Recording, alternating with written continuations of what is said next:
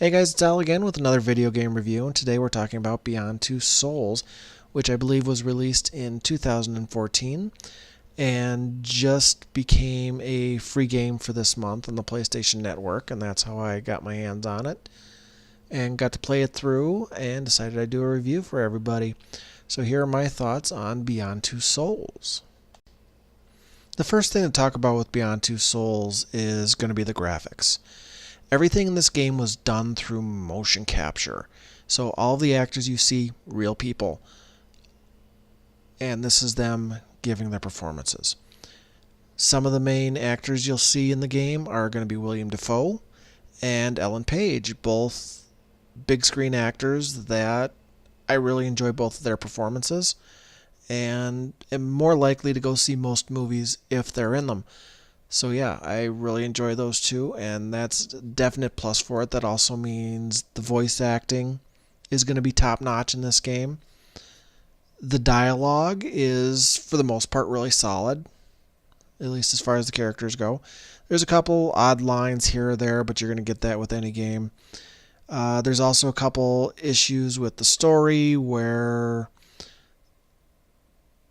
the story is some potential branching paths, and you'll do one thing, but in a later chapter of the game, they'll refer to that incident as, oh, you did something completely different. But a game like this, that's going to potentially be an occasional problem, and this game does suffer from it. But no game's perfect, right? Maybe the rest of the game makes up for it. With the graphics being good, the story being pretty good, I think, the next thing to talk about is going to be the controls.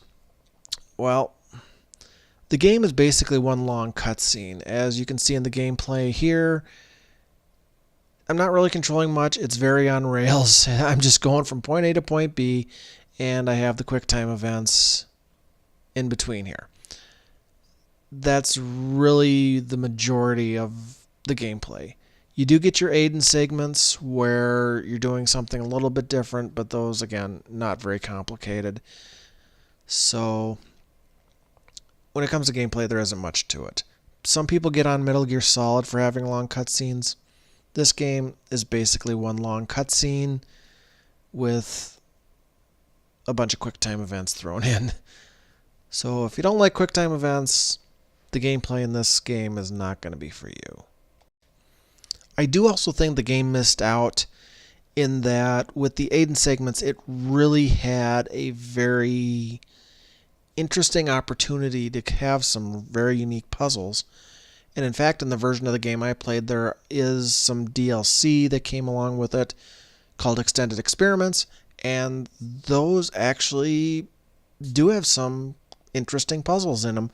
The puzzles could have been a little tougher, but hey, what can you do?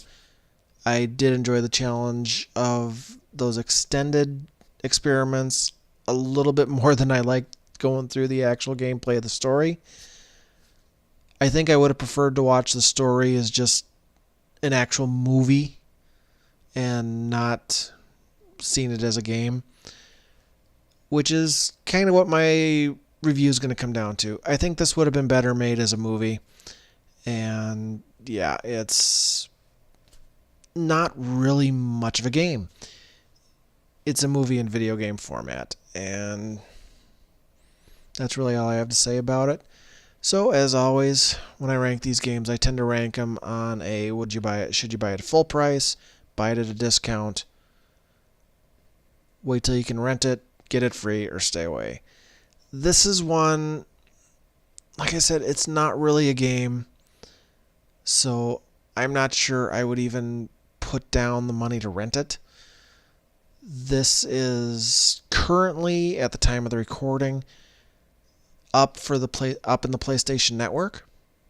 So if you want to actually play through the game, if you want to experience it that way, then by all means, if you're a PlayStation Plus member, you can download the game for free for the rest of the month. So go ahead and do that. If it's not your cup of tea, but you want to maybe check out the story, I'm sure you can find all the cutscenes on YouTube.